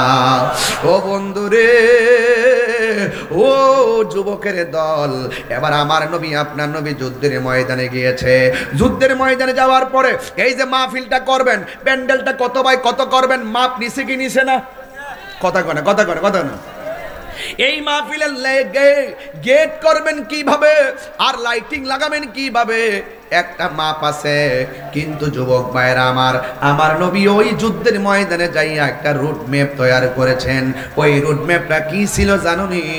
আমার নবী যুদ্ধের ময়দানে সাহাবায়ে কেরামদেরকে বাগ বাগ করে দিয়ে দিয়ে হুজুর আসছে না, নারে তাকবীর, নারে রিসালাত, নারে গাউসিয়া, আল্লামা সৈয়দ জুবাইর কামাল পীর হুজুরের আগমন, নারে তাকবীর, নারে রিসালাত।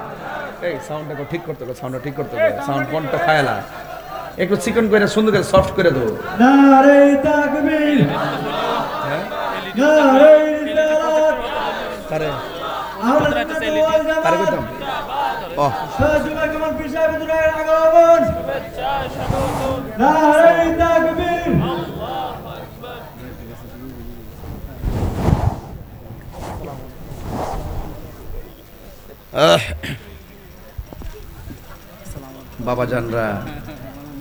বাবাজানরা আপনাদের কি কষ্ট হচ্ছে?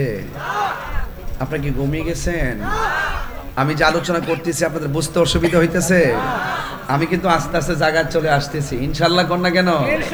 তো শুরু থেকে না ধরলে বুঝবেন না তো দেশটা কোথায় আর বাড়িটা কোথায়। কথা কন ঠিক কিনা? রুটম্যাপ ছাড়া কাজ করা যাবে?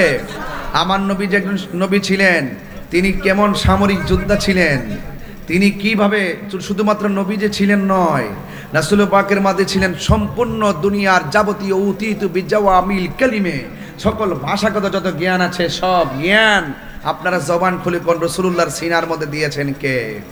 আল্লাহ। এই মনিটরে সাউন্ড দাও, গভীর মনোযোগ। আমি খণ্ড খণ্ড মূল জায়গায় চলে যাব, শুধু তরুণ সমাজকে বোঝার জন্য আমি ঘটনাটা তুলেছি। আমার নবী আপনার নবী ডাক দিয়ে বলে, চলো। নবী আমার যুদ্ধের ময়দানে চলে গিয়েছেন। যুদ্ধের ময়দানে যাওয়ার পরে আমার নবীও ময়দানে রুটম্যাপ করেছেন, কারণ আমার নবী হলো গায়েবের খবর দেন ওয়ালা। কথা বলেন ঠিক কিনা? নবী আমার ডাক দিয়া বলে, সাহাবারা তোমরা এই পাহাড়ের মধ্যে থাকবে, যতক্ষণ যুদ্ধ চলবে তোমরা থাকবে। এই ময়দানটা, এই মাঠটা তোমরা ছাড়বা না, এই পাহাড় থেকে তোমরা নড়াচড়া করবা না। ওই দিক দিয়ে কাফেররা সিদ্ধান্ত নিয়েছে, যাই করি না না করি আমার নবীকে যেই কোনোভাবে শেষ করে দিতে হবে। আপনারা জবান খুলে বলুন, নবীকে রক্ষা করার মালিক কে? আর জবান খুলে কোন কে? নবীরে মারার জন্য যখন নবীর সিনা মুবারকের দিকে তীর ধরেছে, এই হালুয়া পাড়ার বেড়ায় ও যুবকের দল নবীরে তীর ধরেছে, ওই সময় আমরা থাকলে তীরের বরাবর আমাদের বুকটা পাইতে দিতাম। ঠিকই ব্যতিক্রম করে নাই। ওই ময়দানে পাগলা একটা সাহাবী ছিল, ওই সাহাবীর নাম হলো হযরতে তালহা। ওই তালহা রাদিয়াল্লাহু তাআলা আনহু আমার নবীকে এমন ভাবে জড়ায়া ধরলেন, নবীরে যখন জড়ায়া ধরলেন পিছন দিক দিয়া কাফেররা তীর মেরেছে, ওই তীরটা ইসা হযরতে তালহা রাদিয়াল্লাহু তাআলা আনহুর পিঠের মধ্যে লেগে গিয়েছে। ইন দি মিন টাইমে আমার নবী ডাক দিয়া বলে, সাহাবীরা রে, ও সাহাবী তুমি আমাকে ছেড়ে দাও। এবারে সাহাবী ডাক দিয়া বলে, ইয়া রাসূলুল্লাহ আপনাকে তীর মেরেছে, আমার চোখের সামনে তীর এসে আপনার বদন মুবারকে লাগবে, এটা আমি তালহা সহ্য করতে পারবো না, এই জন্য আমি আপনার সিনা মুবারকের মধ্যে জড়ায়া ধরলাম। আমার নবী ডাক দিয়ে বলে, তালহা এত বিশাল বড় বিষের তীর তোমার পিঠের মধ্যে লেগেছে, তুমি কি ব্যথা পাও না? তালহা ডাক দিয়ে কই, ইয়া রাসূলুল্লাহ আমার ব্যথার কথা কেন শোনাইলেন? কথাটা বলতে দেরি আর একটা তীর তালহার কলিজা বরাবর লেগে গেছে। আমার নবী ডাক দিয়ে, তালহা তুমি আমাকে ছেড়ে দাও, তোমাকে এমন ভাবে জড়াইয়া ধরেছে, তালহা তুমি কি ব্যথা পাও না? কথাটা বলতে দেরি মাথার মধ্যে একটা পাথর দিয়ে মাথাটা ছিটটা গেছে। এবার আমার নবী ডাক দিয়ে কই, তালহা তুমি আমার জড়াইয়া দইরা এমন কষ্ট করতেছো, তুমি আমাকে মেহেরবানি করে তোমাকে ছেড়ে দাও। ইয়া রাসূলুল্লাহ আমি আপনাকে ছাড়বো না, আমার চোখের সামনে আপনাকে এমন ভাবে মারবে আর আমার সামনে আপনার বদন মুবারকে তীর লাগবে, আমি এটা সহ্য করতে পারবো না।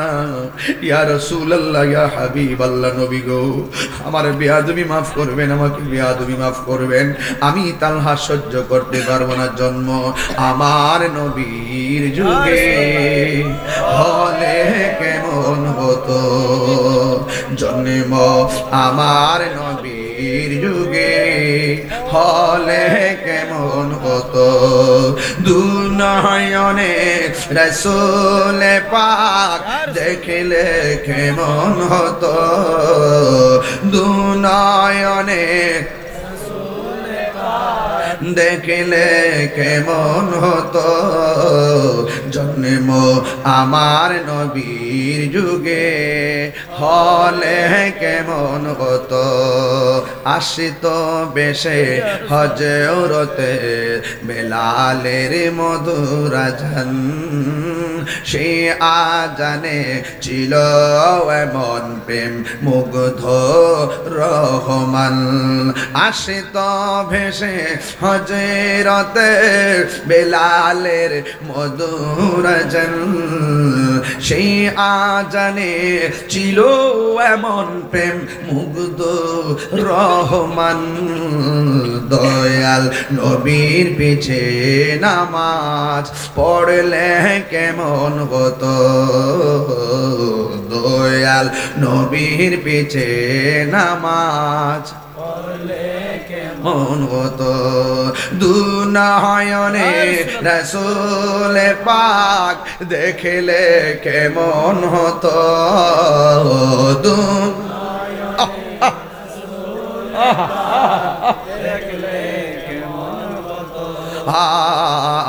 জন্ম আমার নবীর যুগে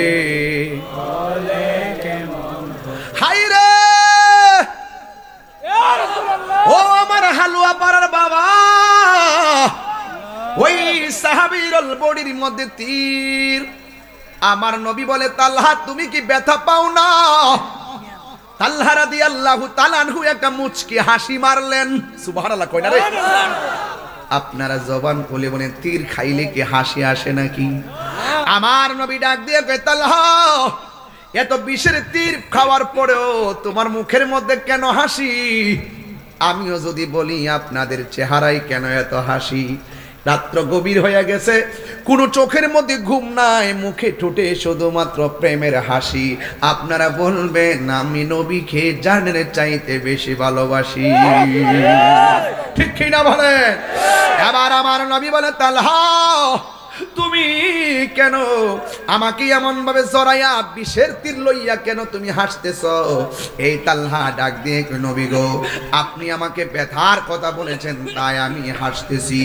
এবার এই কথা বলতে বলতে আমার নবী তো গায়েবের খবর দেয় নেওয়ালা, কথা কোন ঠিক কিনা? তো কি হবে সেটাও জানি, শুধুমাত্র তাই নয়, কিয়ামত পর্যন্ত কি হবে নাকি না হবে আমার নবী জানে কি জানে না। যুবক ভাইয়ের আমার, এই কথা বলার পর আমার নবী ডাক দিয়ে কই, তালহা তোমার শরীর থেকে যেমনে রক্ত ঝরতেছে আমার মনে হয় তুমি দুনিয়ার থেকে বিদায় হয়ে যাবে। তুমি মনে রাখো তীরের আঘাতের চাইতে মরণের কষ্ট অনেক বেশি কষ্ট।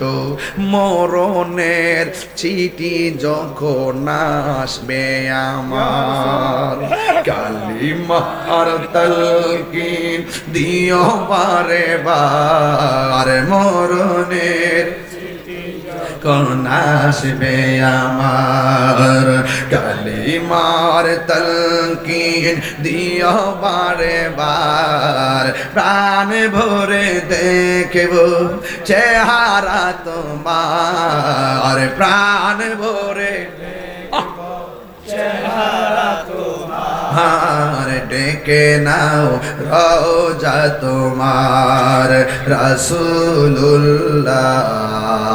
কি উপায় হবে আমার, তোমার দেশে যাই কত আশিকান, দম পড়ে আছি বাংলায় তান, তোমার দেশে যাই কত আশিকান, দম পড়ে আছি বাংলায় তান, যেতে পারলাম না আমি দেশেতে তোমার, যেতে পারলাম না আমি দেশেতে তোমার, ডেকে নাও রওজা তোমার রাসূলুল্লাহ, কি উপায় হবে আমার। জোরে জোরে কি আল্লাহু আকবার বলা যাবে না? আমার নবী বলে, তালহা মরণের কষ্ট বড় কঠিন। তালহা মরণের কথা শুননা মুচকি মুচকি হাসে। আমার নবী কই, তালহা মরণের কথা শুনলে সবাই চোখের পানি ফেলায় কান্দে, তুমি দিগো হাসতেছ, তার কারণটা কি? আল্লাহ বলে, নবী গো, ও মায়ার নবী, দয়ার নবী, আপনি আমার মরণের কষ্টের ভয় দেখাইছেন, এই জন্য আমি হাসতেছি। তালহা মরণের কষ্ট শুনলে কি কেউ হাসে নাকি? আমার তালহা ডাক দিয়ে কই, নবী গো, আমি মরণের কষ্টের কথা ভাবতাম কেন? আমি তীরের কষ্টের কথা ভাববো কেন? তীরের আঘাতে ব্যথা পাবো কেন? আমার পিঠের মধ্যে যদিও লাগতেছে বিষের তীর, আমি তালহার বুকটা লাইগা রইছে রাহমাতুল্লিল আলামিনের নূরানি বদন মুবারকের সঙ্গে। আল্লাহু আকবার। হে আমার আশিকিন জাকিরিন মুহিবিন বাবা আজিরারি,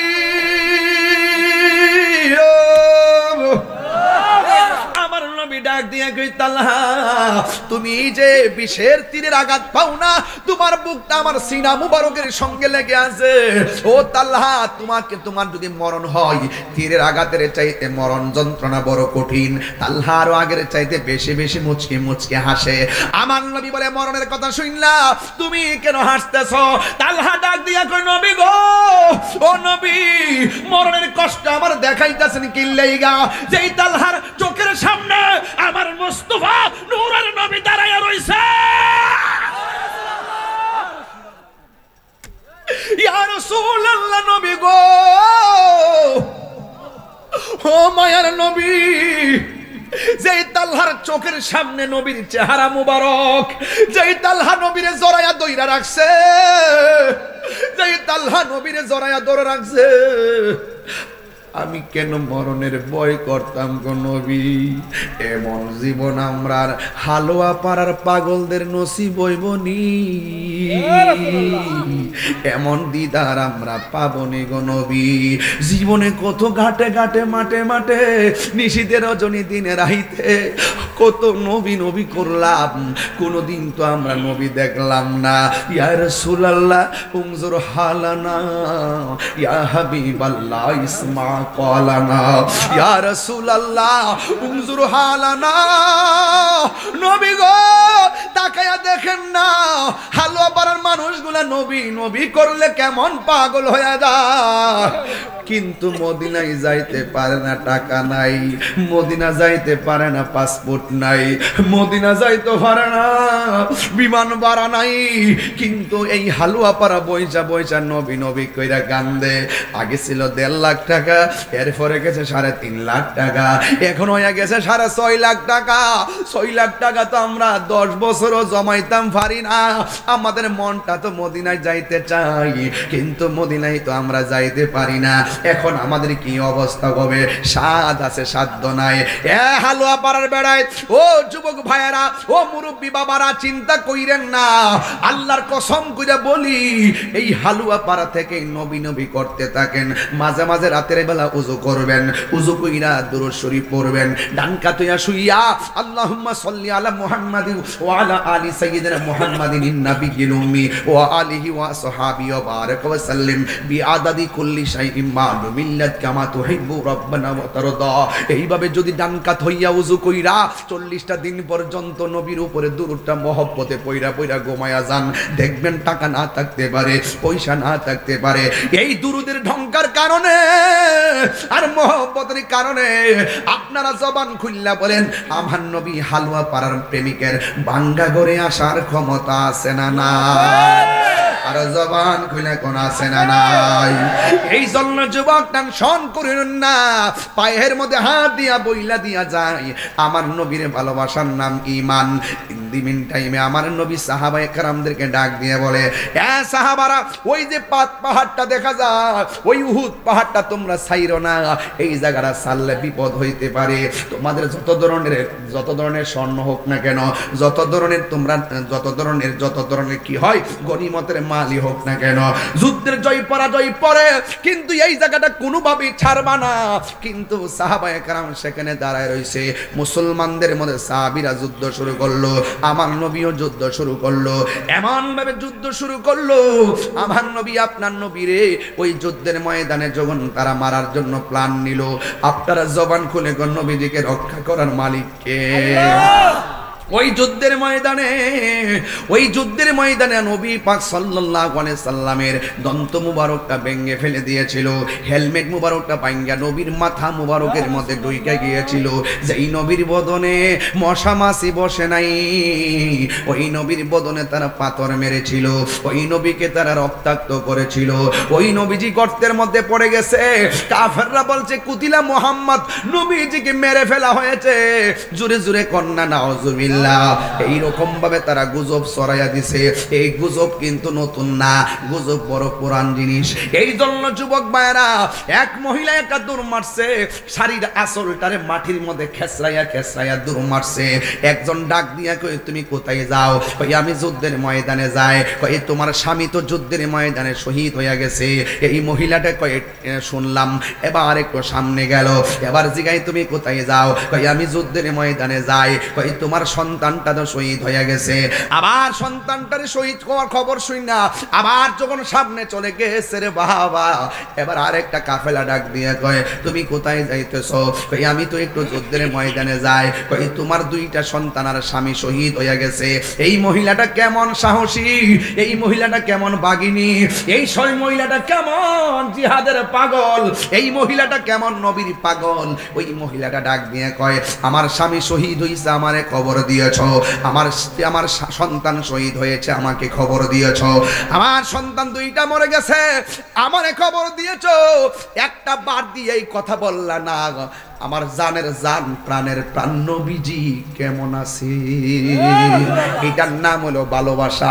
নবীরে যে ভালোবাসবে আমরা তারে ভালোবাসবো, নবীরে যে ভালোবাসা রাজপথে রক্ত দিতে যাবে আমরা তারে রক্ষা করার জন্য যাব। কথা বলেন ঠিক কিনা? এই জন্য আমার নবী বলেন, আমার নবী আপনার নবী রাহমাতুল লিল আলামিন ওই যুদ্ধের ময়দানের ভিতরে বলছেন সাহাবীরা রে, এই যে তুসঈদুনা, তো আর ওই স্মরণ করে সেই সময়ের কথা যখন তোমরা আরোহণ করে যাচ্ছিলে, ওয়ালা তালবুনা আলা আহাদিন, যখন তোমরা একজন আরেকজনের দিকে ফিরেও তাকাচ্ছিলে না। এ যুবক, ওয়ার রাসূল ইয়াদউকুম ফি উখরাকুম, রাসূল তোমাদেরকে পিছন দিক দিয়ে ডাকছিলেন নাকি নাকি ঠিক আছে তো, পিছন দিক দিয়ে ডাকছিলেন কিন্তু তোমরা পিছন দিক দিয়ে ফিরে না তাকাইয়া আসাবাকুন গাম্মান বেগাম্মিন লিখাইলেন। এরপরে তিনি তোমাদেরকে দুঃখের উপর দুঃখ দেখেছেন তোমাদের উপরে কেমনে, তোমরা এই জায়গার মধ্যে রাসূল বলছেন দাঁড়ায়া থাকো, এই জায়গাটা ছাইরো না। তোমরা যখন জায়গাটা ছাইরা দিছো তখন কাফেররা পিছন দিক দিয়ে তোমাদেরকে অ্যাটাক করেছে।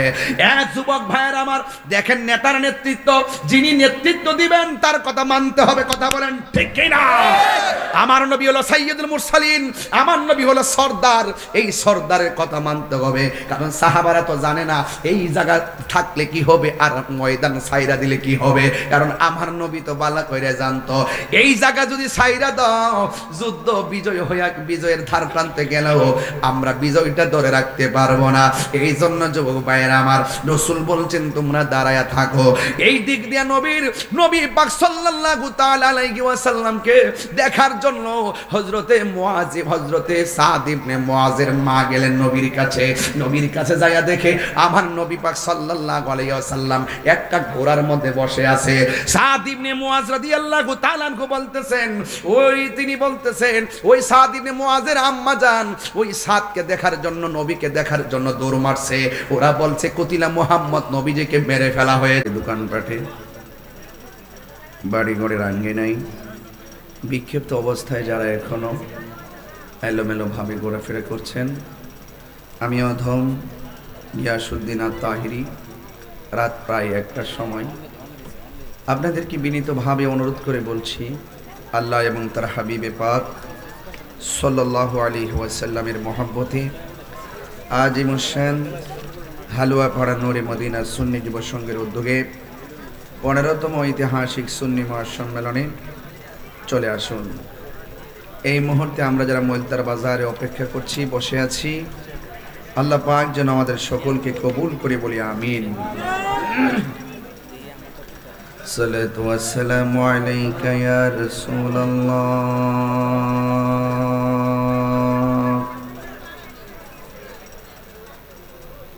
আসসালাতু ওয়াসসালামু আলাইকা ইয়া হাবিবাল্লাহ,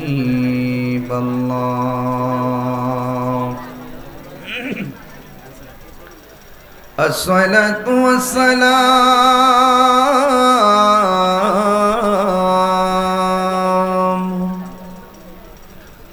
আলাইকা ইয়া শাফীউল মুযনিবিন, আসসালাতু ওয়াসসালামু আলাইকা ইয়া রাহমাতাল লিল আলামিন, আল্লাহুম্মা সাল্লি আলা। Thank you.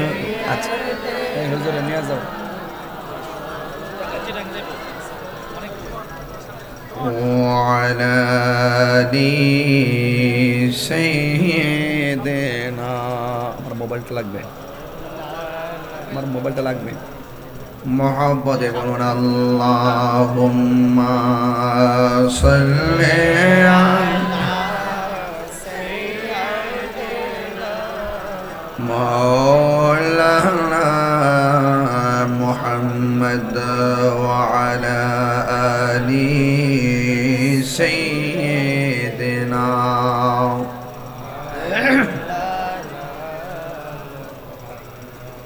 ইশকের দরিয়ায় ডুব দাও রে মন, দেখিবে নবী জির দিদার, খুলে যাবে চোখের পর্দা, দূর হবে মনের আধার। আল্লাহুম্মা সাল্লি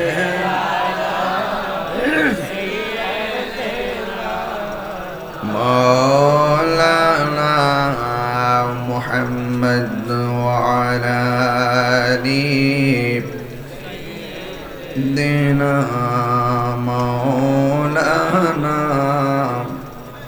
সালাতুন ইয়া রাসূলাল্লাহ আলাইকুম সালামুন ইয়া হাবিবাল্লাহ আলাইকুম সালাতুন ইয়া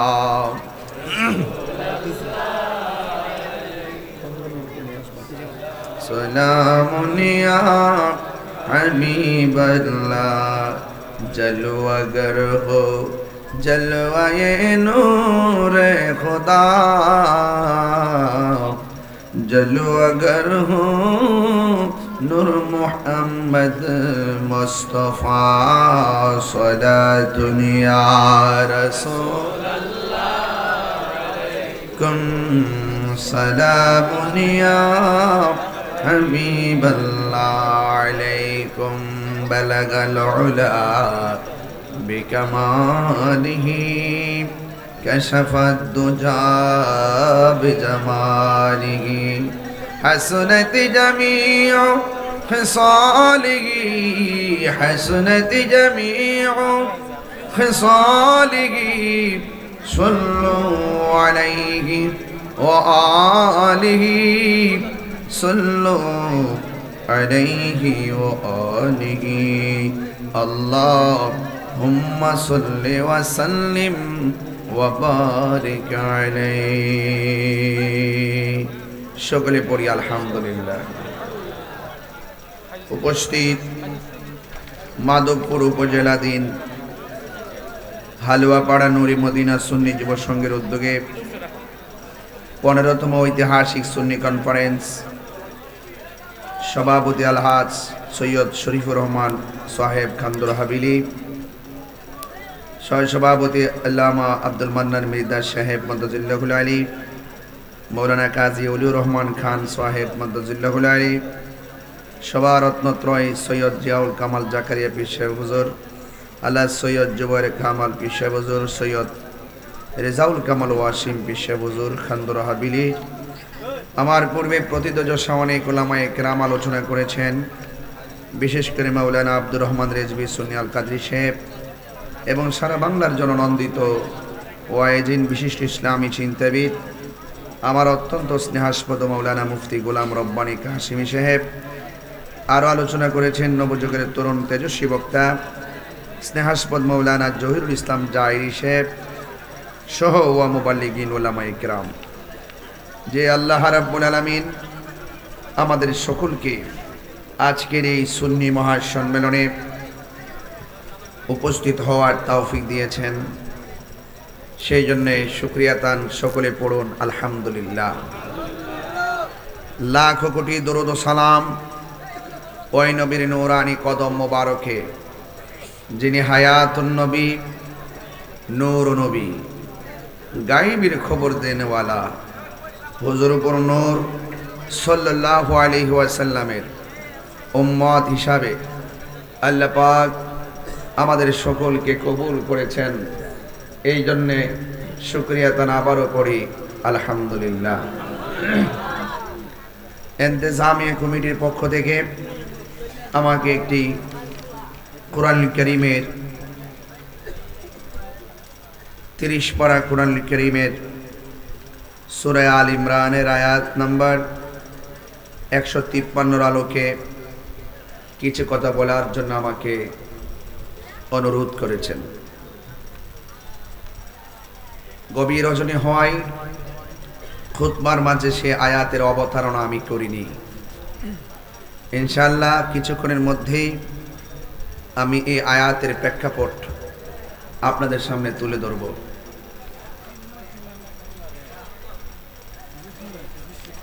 এই আয়াতের মাধ্যমে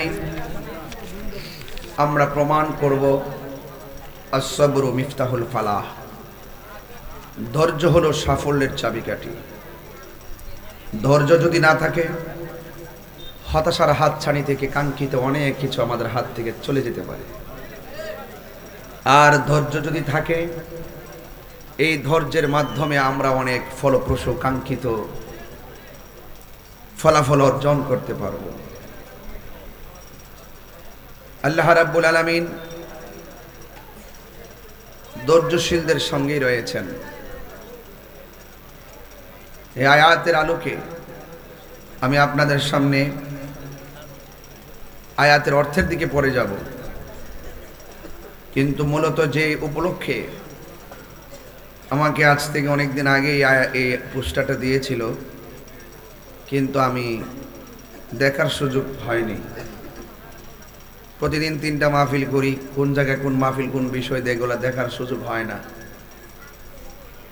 তারপরও যেহেতু এই আয়াতের ঘটনার উপর আমার একটা দখলদারিত্ব আছে, ইনশাল্লাহ আমি কিছু কথা বলার মতন চেষ্টা করব। আমাদের দেশের অনেক মানুষ দেখবেন 7 দিন ব্যাপী তাফসীর করে। কয় দিন ব্যাপী? বসো, হ্যাঁ, মাথার উপরে দাঁড়াতে কেন, বসো। 7 দিন ব্যাপী তাফসীর করে। 7 দিন ব্যাপী তাফসীর করলে শুধুমাত্র মানুষের গীবত দিয়ে তাফসীর শেষ করে। আসেনার বিষয়ভিত্তিক আলোচনা করে মানুষের হেদায়েতের লক্ষ্যে কিছু কথা বলবে, সেগুলো নয়। আছে শুধুমাত্র গীবত। কারণ তারা সুন্নতের বিরুদ্ধে কথা না বললে ওয়াজ জমেই না। ঠিক কিনা বলেন? তা আমরা যারা তাফসীর করবে, তাফসীরের ভিতর থেকে আমরা নবীর শান মান বের করব। আমরা যখন তাফসীর করি, ওই বক্সের থেকে সরো। তোমরা যদি না বোঝো কেমনে কি করবো বলো, সরো। এটা বন্ধ করে দাও না তোমার শরীরটা দিয়ে।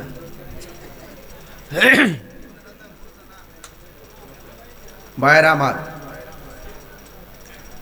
আমরা আহলুস সুন্নাত ওয়াল জামাত যারা, তারা কোরআনের কারিমে শুধু নবীর শান মান খুঁজি। ঠিক কিনা বলেন?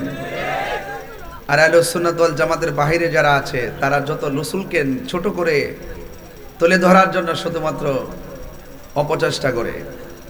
আচ্ছা বলুন তো, রাসূলুল্লাহকে ছোট করার ক্ষমতা কি পৃথিবীর কাহারও আছে? কথা কয় না। আছে? নাই। ভাইরা আমার, রাসূল পাকের শান মান বাড়িয়েছেন একজন। জবান খুলে বলুন তিনি কে? আল্লাহ। আর জোরে কোন তিনি কে? আল্লাহ।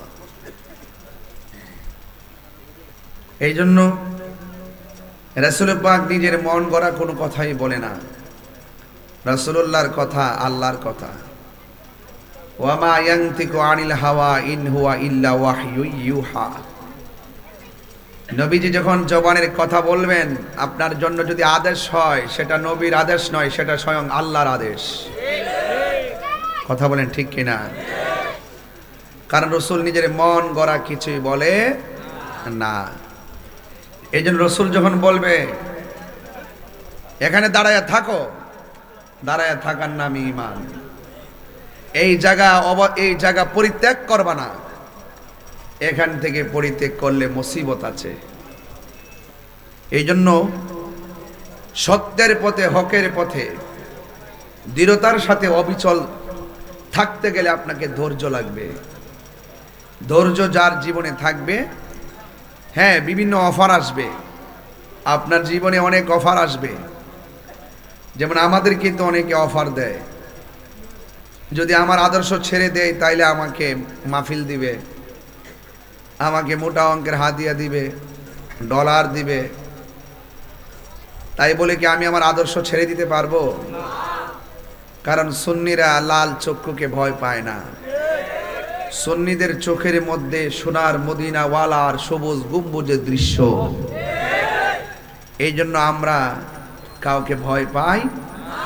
যারা প্রেমিক তারা সবসময় মৃত্যুকে আলিঙ্গন করে, যারা বেঈমান তারা মৃত্যুকে ভয় পায়। এই জন্য আমরা কি ইমানদার নাকি বেঈমান? আর জবান খুলে বলি ইমানদার না বেঈমান? ইমানদার। এই জন্যে ইমানদার যদি হতে হয় অনেক তুফান আসবে। কি আসবে? অনেক তুফান আসবে। এই তুফান থেকে আপনার যে ইমানের জায়গা, সেই জায়গা থেকে চুল পরিমাণ দূরে যাওয়া যাবে না। এই জন্যই আমাদের এই হালুয়া পাড়ার মাহফিল প্রতি বছর খুব জাঁকজমকভাবে হয়, এবারও এর ব্যতিক্রম নয়।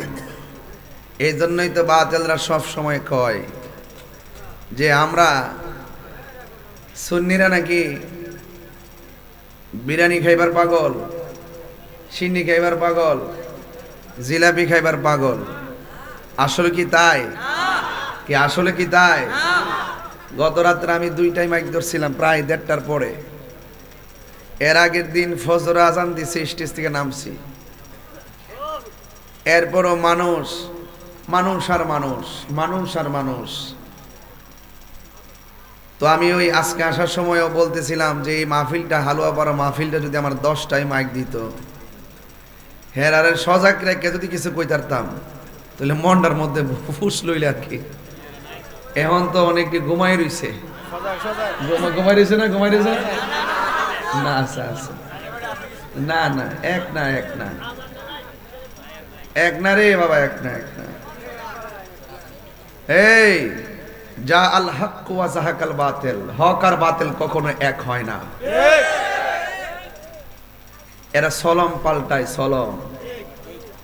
যারা সলম পাল্টায় তাদেরকে মলম দেই, মলম। কথা বলেন ঠিক কিনা বলেন? আরে সুন্নিরা গতানুগতিক তথাকথিত কোন দলের দালালি করে না। সুন্নিরা মদিনাওয়ালার প্রেমের দালালি করে। যেই সুন্নি আমার নবীকে ভালোবাসে, সে যেই কোনো দলের হোক, আমরা তারে ভালোবাসি। আর কেউ যদি আমার নবীকে ঘৃণা করে, আত্মর মারে তোর দল খেতা কিলাই।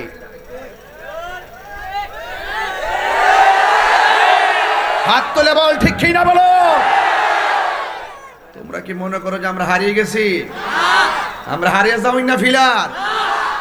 দেখছো না মাজার ভাঙতে আইছে কি করছি, বোল্ড আউট করে দিছি। আর 5টা দিন যদি সামনে বাড়তো, ঠ্যাং ভাঙ্গা বুড়িগঙ্গা নদীতে ভাসাই দিলাম। এই দেশে ইসলাম আনছে আল্লাহর ওলিগণ, সাহাবায়ে কেরাম রক্ত দিছে হকের জন্য। এই আয়াতটা যে দিছেন আমারে, এই আয়াতের আলোকে আমি আলোচনা করব। রক্ত দেওয়ার নাম ইসলাম।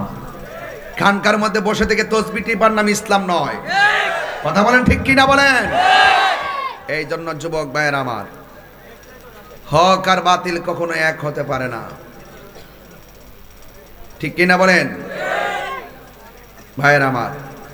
এই জন্য মুসলমানদের সাথে কাফেরদের অনেক যুদ্ধ হয়েছে। কি হয়েছে? অনেক যুদ্ধ হয়েছে। এর মধ্যে প্রথম যুদ্ধটা ছিল বদরের যুদ্ধ। বদরের যুদ্ধ মুসলমান জিতেছে। কাফেররা প্রতিশোধের স্পৃহায় মেতে ওঠে মুসলমানদেরকে ধ্বংস করে দেওয়া কিংবা বিলুপ্ত করার জন্যে। তারা দ্বিতীয় একটা ছক এঁকেছে। দ্বিতীয় যুদ্ধটা যেটা হয়েছিল সেটা ছিল উহুদের যুদ্ধ। জবানটা খুলে কোন কিসের যুদ্ধ? এই উহুদের যুদ্ধ হয়েছিল। এই উহুদের যুদ্ধে মুসলমানদের 70 জন শহীদ হয়েছিল, অসংখ্য তারা আহত হয়েছিল। আমার যুবক ভাইয়েরা জবানটা খুলে বলেন, হককে প্রতিষ্ঠা করার মানুষে আমরা রাজপথে রক্ত দিতে চাই কি চাই না? আরো বড় করে বলুন, চাই কি চাই না? রক্ত দিবেন ভালো কথা, কিন্তু স্বাধীনতা অর্জন করার চেয়ে স্বাধীনতা রক্ষা করা অনেক কঠিন। ধরে রাখতে হবে শুধুমাত্র সাহাবায়ে কেরাম 1500 বছর আগে রক্ত দিয়ে ইসলামকে জিন্দা করে গিয়েছেন। আমরা শুধু সেই ঘটনা শুনলে চলবে না। আমরা সমাজের ভিতরে যখনই কোনো ধরনের বাতিল ইসলামের বিরুদ্ধে, নবীর বিরুদ্ধে, কোরআনের বিরুদ্ধে মাথাচাড়া দিয়া উঠবে, আমরা যার যার পীর মাশায়েখগুলো খানকা থেকে বের হয়ে রক্ত বিন্দুদেরকে নিয়ে তাদের দাঁত ভাঙা জবাব দিতে হবে। কথা বলেন ঠিক কিনা ভাইয়ের আমার? এই জন্য এখনো সময়